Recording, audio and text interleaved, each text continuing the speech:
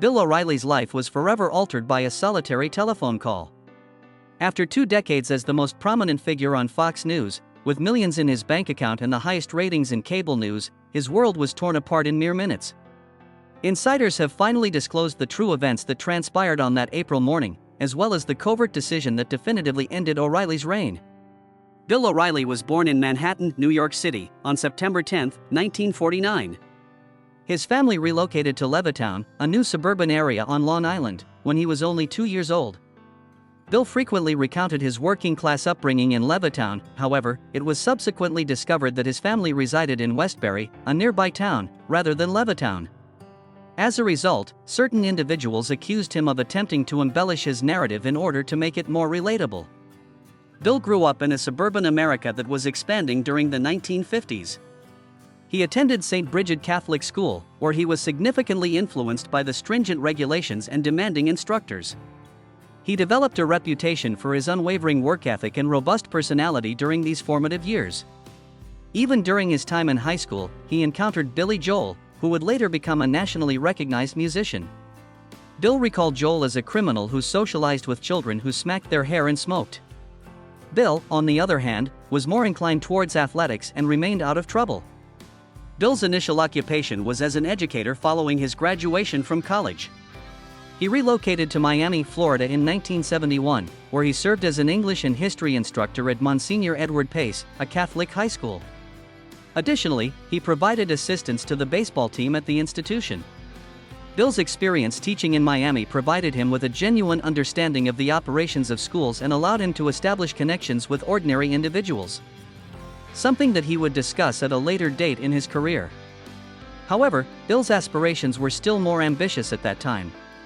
He entered a local magazine office while instructing and informed the editor that he aspired to become their new movie critic. The editor, who was impressed by his self-assurance, granted him an opportunity. This was only the beginning of Bill's transition into the field of journalism.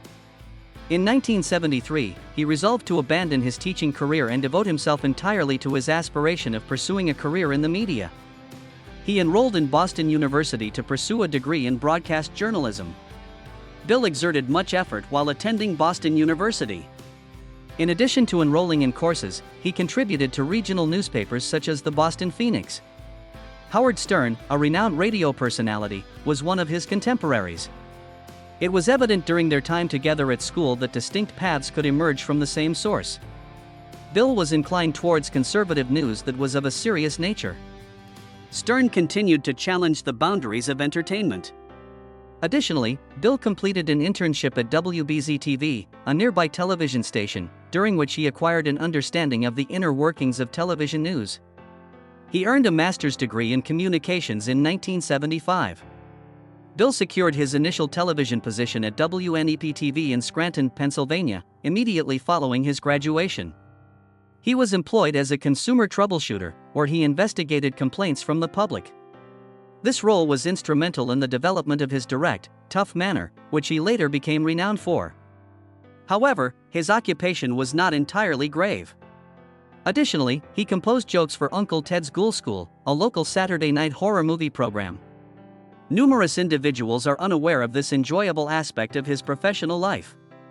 Bill O'Reilly's professional journey commenced in local news, where he consistently generated controversy despite his diligent efforts. In 1977, he became a member of WFAA-TV. He immediately established himself as a prominent figure through his daring reporting.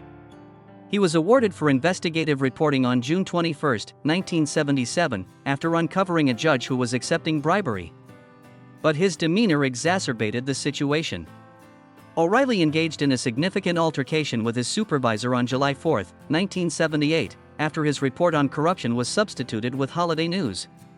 The argument was recollected by all station personnel. He relocated to KMGH-TV in Denver in 1978. He was on the air for 12 hours, covering a dramatic aircraft hijacking at the Denver airport on November 2, 1979. This resulted in him receiving an Emmy Award. However, his tenure there was not without its challenges. In February 1980, a female colleague accused him of harassment.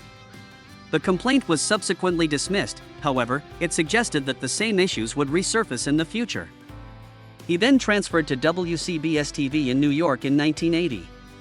He conducted a massive investigation into corrupt city marshals, which was broadcast on May 17, 1982, and earned him another Emmy.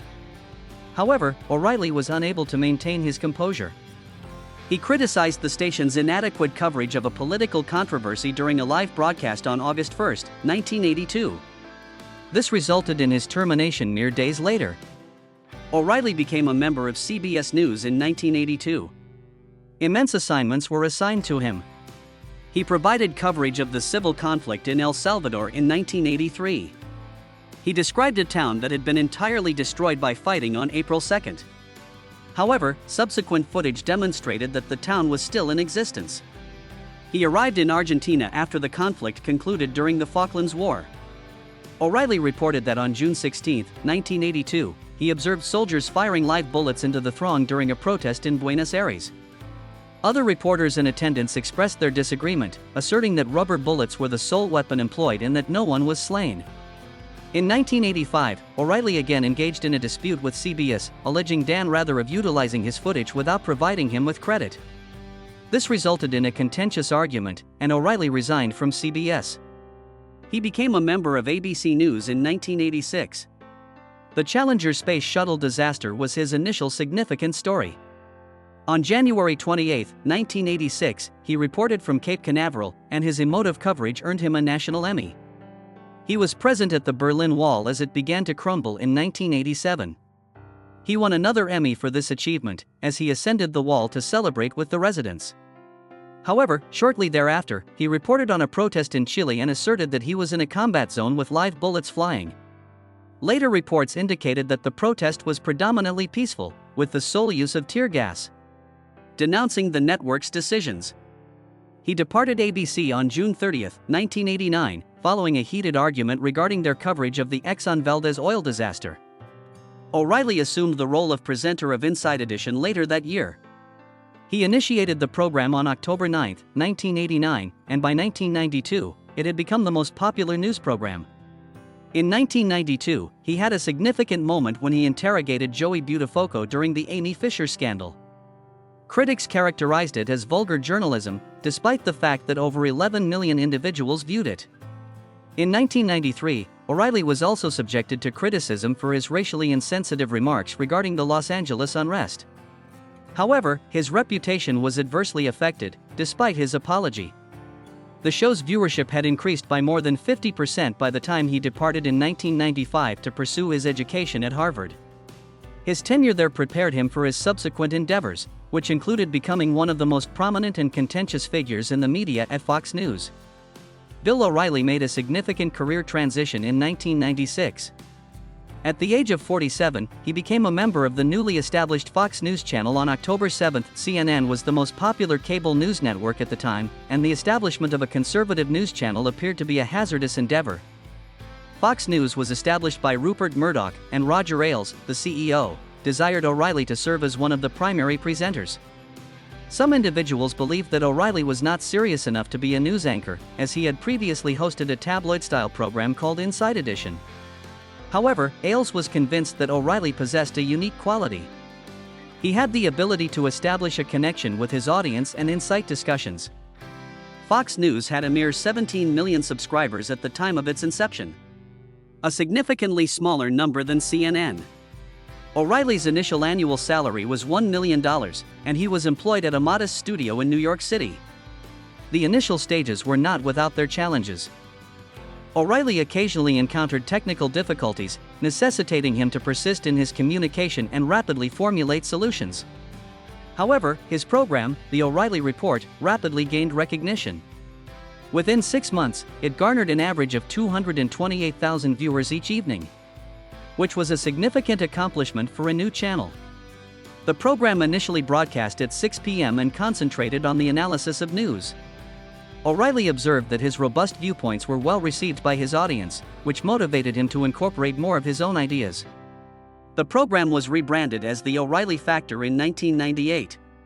The moniker was suggested by a friend of O'Reilly, who contends that the show's distinctiveness was due to O'Reilly himself. During this period, the program transitioned to the 8 p.m. time slot, where it competed with CNN's Larry King Live. In 2004, O'Reilly introduced the phrase "caution, you are about to enter the no-spin zone," which has since become a renowned aphorism. Additionally, the program initiated with a well-received segment known as Talking Points Memo, in which O'Reilly provided his perspective on the most significant stories of the day. The O'Reilly Factor was the most viewed cable news program by 2001 and maintained its position at the top for a period of 16 years. The program experienced its most successful year in 2009, with an average of 3.1 million viewers tuning in each evening. By 2016, O'Reilly's remuneration had increased to $20 million annually. O'Reilly's confrontational approach distinguished him from other presenters. Initially, he was more at ease.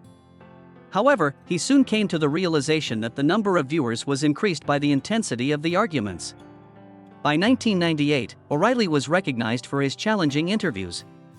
In 2003, he conducted an interview with Jeremy Glick, a man whose father was killed in the 9/11 attacks. This interview remains one of his most highly publicized.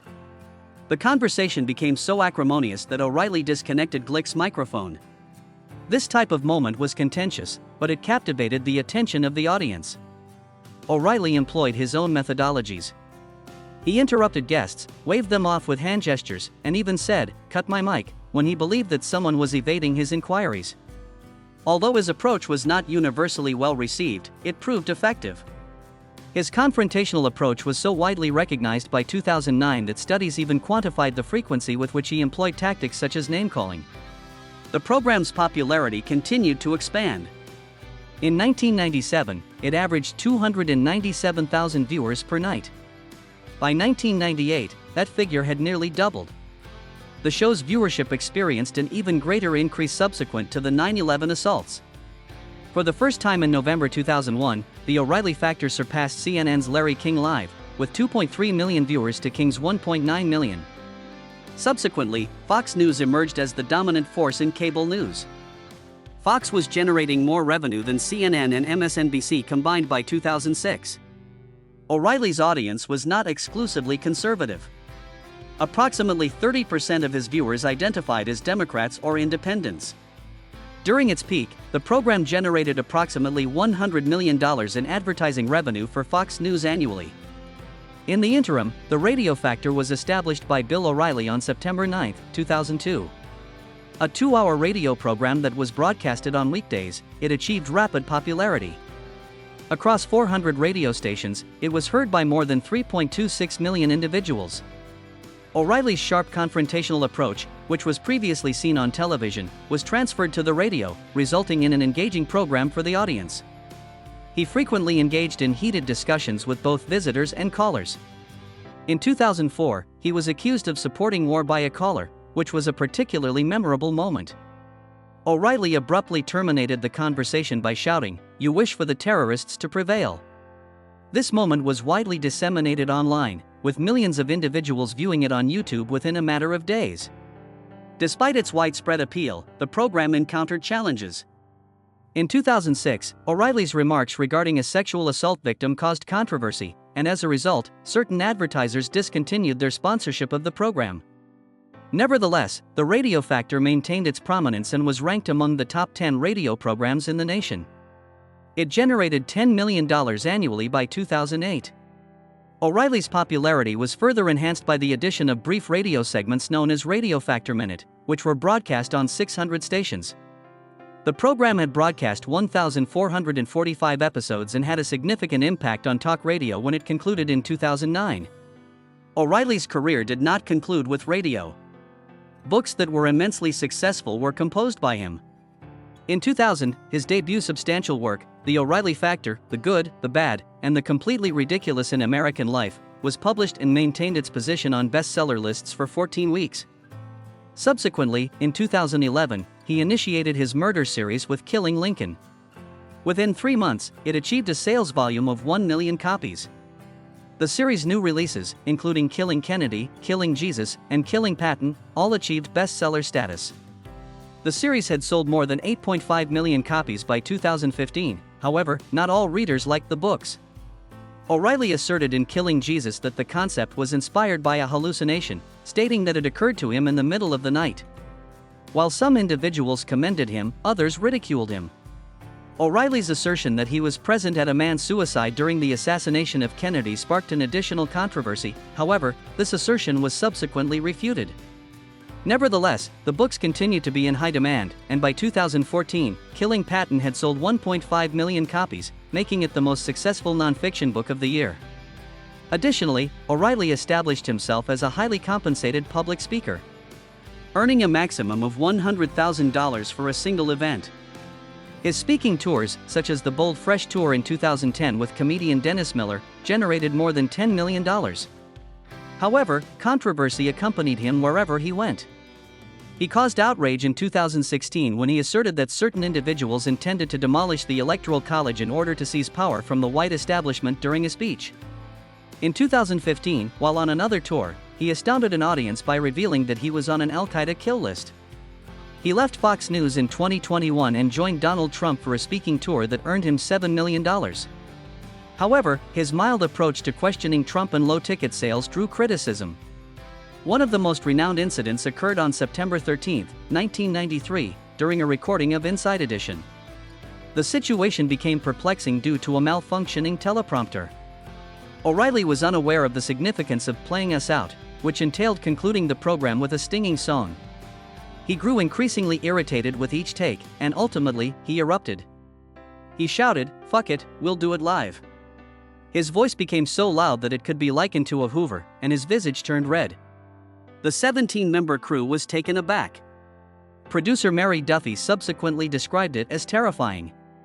For 15 years, that footage was concealed, however, it was disclosed in 2008. It achieved a ubiquitous status on YouTube, garnering more than 13 million views within a week. The phrase "we'll do it live" was popularized as a meme and was even featured on merchandise. Subsequently, O'Reilly disclosed that he had executed 47 takes that day and attributed the situation to technical difficulties. However, the moment remains the most vivid memory that many individuals have of him. O'Reilly was not solely recognized for his eruptions. Additionally, he was involved in numerous public disputes. One of the longest encounters was with Keith Olbermann of MSNBC. In 2003, Olbermann began to ridicule a statement made by O'Reilly regarding World War II. They engaged in verbal sparring on their respective programs for 7 years. Olbermann referred to O'Reilly as the worst person in the world 42 times, while O'Reilly called MSNBC names. Another dispute arose between O'Reilly and Al Franken, which commenced when Franken published a book that criticized O'Reilly. During a book exhibit in 2003, they engaged in an argument in front of 100 attendees. O'Reilly was heard shouting, "Shut up, you've had your 35 minutes." Fox News filed a lawsuit against Franken as a result of this dispute. However, the lawsuit was unsuccessful. Additionally, O'Reilly engaged in disputes with legislators. In 2009, an interview with Barney Frank was one of the most notable moments. Frank was accused of lying by O'Reilly during their discussion of the financial crisis. Frank responded, "The issue with your program is that you begin to rant, and I am compelled to appear as awful as you in order to respond." The clip was viewed by millions of individuals on the internet. Additionally, controversy ensued due to O'Reilly's interviewing methodology. In 2003, he conducted an interview with Jeremy Glick, whose father passed away on September 11, 2001. Glick had endorsed an anti-war advertisement, which rankled O'Reilly. O'Reilly shouted at him, instructed him to cease speaking, and ultimately disconnected his microphone during the interview. Many observers were incensed, claiming that it was disrespectful to the son of a 9/11 victim. In 2004, Terry Gross of NPR conducted an interview with O'Reilly regarding his dispute with Al Franken. O'Reilly accused her of being unjust and terminated the interview prematurely, characterizing it as a hatchet job. At these instances, O'Reilly appeared to be unwilling to address challenging inquiries and aggressive. He also employed ambush journalism, in which his team unexpectedly confronted individuals. In 2009, his producer confronted journalist Amanda Tuckle near her residence due to her critical article regarding O'Reilly. She later confessed that it was intimidating. O'Reilly defended the action, asserting that it held individuals accountable, despite the fact that many referred to it as harassment. Andrea McRass, a producer on The O'Reilly Factor, accused Bill O'Reilly of harassment in 2004. She claimed that he has harassed her for more than 4 years and has made unsolicited, inappropriate advances. McGrath was employed by O'Reilly from 2000 to early 2004, and he briefly returned later that year. Her lawsuit detailed disturbing conduct, such as explicit phone calls in which he compelled her to discuss her sexual fantasies. She even asserted that she had recorded a portion of these conversations. O'Reilly discussed employing a falafel-like object on her during a single conversation. However, it appeared that he was referring to a loofah. The media turned this detail into a comedy, as it was peculiar. McRae also reported that O'Reilly contacted her late at night, and his voice sounded as though he was in the process of caressing himself. He recounted peculiar personal anecdotes, such as losing his virginity to a flight attendant at the age of 33. He allegedly proposed a threesome with McRae and her companion during a work dinner. According to her, O'Reilly employed his authority to intimidate her, admonishing her that if she ever reported him, he would cause her to lament her decision. Prior to McRae's lawsuit becoming public, Fox News and O'Reilly filed a lawsuit against her and her attorney. They asserted that she was attempting to extract $60 million in order to remain silent. This exacerbated the intensity and chaos of the case, as both parties engaged in a vigorous public battle. It rapidly gained national attention, as individuals discussed the influence of prominent figures such as O'Reilly and the issue of workplace harassment. O'Reilly and McRae reached a settlement 2 weeks following the litigation. The sum she received was substantial at the time, approximately $9 million. McRae was prohibited from discussing the case in public as part of the settlement. Despite the fact that both parties maintained that there was no misconduct, O'Reilly continued to deny all allegations. He stated that he only made a decision to safeguard his family from embarrassment. He asserted on his program that his celebrity status was the reason for his unjust treatment. For O'Reilly, this was not his final case. Bill O'Reilly's history of sexual harassment settlements was disclosed in an investigation published by the New York Times on April 1, 2017. This report was the outcome of months of diligent labor by reporters Emily Steele and Michael S. Schmidt, who subsequently received a Pulitzer Prize for their contributions. They conducted interviews with numerous current and former Fox News employees and navigated the obstacles posed by the confidentiality agreements that the women involved had signed. Nevertheless, they discovered that O'Reilly had paid a minimum of $13 million to resolve 5 cases between 2002 and 2016. Andrea McGrath, a producer who accused O'Reilly of making offensive phone calls and remarks, received the largest sum of $9 million in 2004. Juliet Huddy was the subject of another settlement in 2016. She claimed that O'Reilly pursued her romantically and retaliated when she declined. Other instances involved unprofessional behavior and verbal abuse, such as a $1.5 million settlement in 2002 with Rachel Whitley Bernstein, who claimed that O'Reilly screamed at her in front of colleagues. These allegations presented a concerning depiction of O'Reilly's conduct. For instance, Andrea McGrath claimed that he made inappropriate phone calls and threatened her with severe repercussions if she reported him. Juliet Huddy was accused of career retaliation in her case. Verbal intimidation was reported by other women, which resulted in a hostile work environment. Fox News initially defended O'Reilly, despite the gravity of these allegations. The parent company of the network released a statement on the same day as the New York Times report, underscoring his significance to the channel. They acknowledged that they had discussed the claims with O'Reilly, however, they characterized them as personal matters that he had resolved. The public's reaction was immediate and fervent. Within days, more than 50 prominent corporations, including Mercedes-Benz and BMW, withdrew their advertisements from the O'Reilly factor.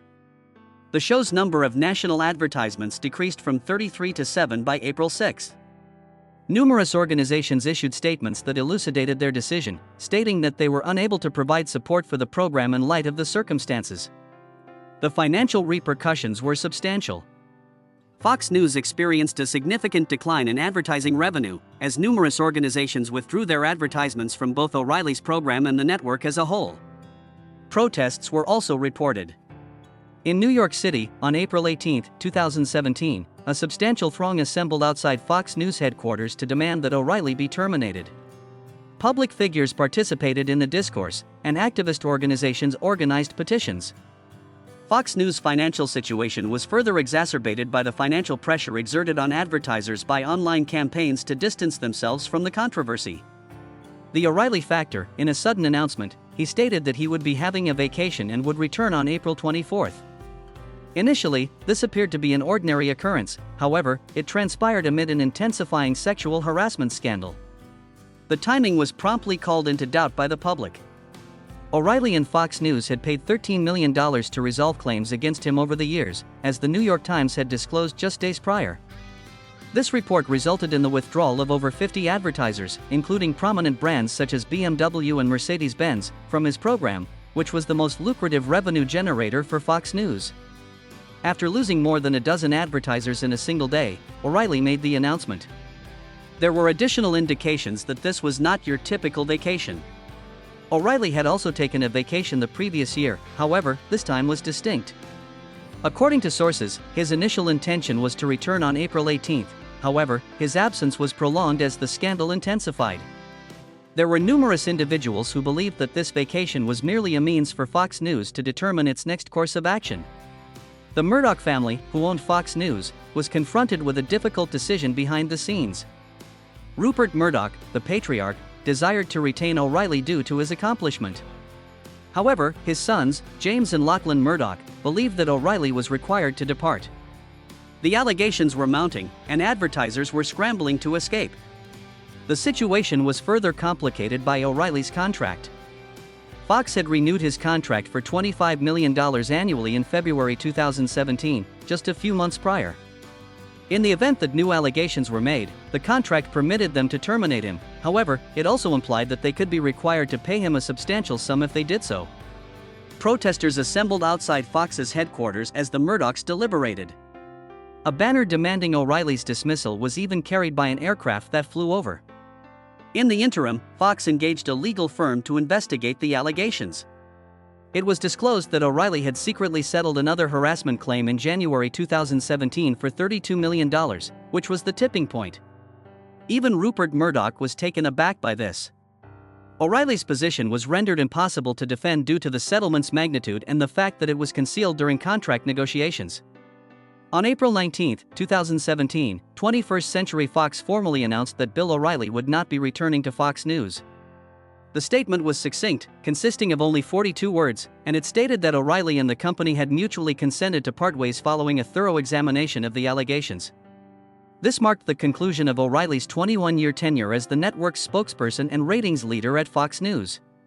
His departure was a significant event, as his program had generated $46.2 million in advertising revenue during the first quarter of 2017. The announcement was strategically timed. It transpired shortly prior to a Fox board meeting and while O'Reilly was still in Italy on vacation. O'Reilly was captured in a photograph in St. Peter's Square, presumably unaware of his dismissal, shaking hands with Pope Francis on the same day. Fox promptly reorganized its lineup upon its return to New York. Tucker Carlson assumed O'Reilly's 8 p.m. time slot, while the five relocated to 9 p.m. O'Reilly issued a statement later that day in which he defended himself. He expressed his pride in his 20-year tenure at Fox News and dismissed the allegations against him as unsubstantiated. He refrained from apologizing or responding to any specific allegations, instead portraying himself as a victim of unfounded accusations. He launched a podcast a few days later and informed his audience that he was confident that the truth would eventually surface. In October 2017, months later, O'Reilly's frustration reached a boiling point. His anger towards God for failing to safeguard him from the scandal was expressed during an interview. He described the ordeal he and his family had endured as dreadful and exhibited no indication of accepting culpability for the accusations. O'Reilly continued to maintain his defiance, attributing his downfall to others and struggling to overcome the controversy, even 6 months after his termination.